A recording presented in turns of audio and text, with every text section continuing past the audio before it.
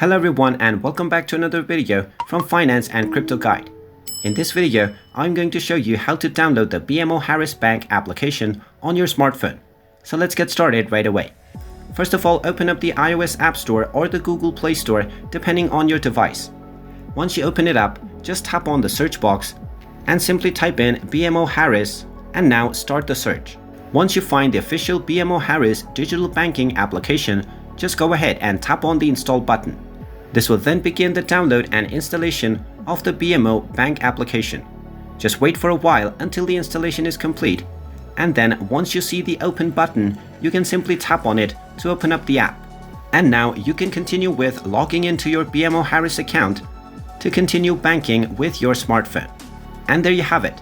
That is how easy it is to download the BMO Harris Bank application on your smartphone.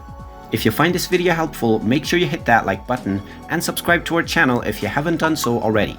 Also ring that notification bell to never miss another update from us. Thank you for watching and I will see you again in the next video.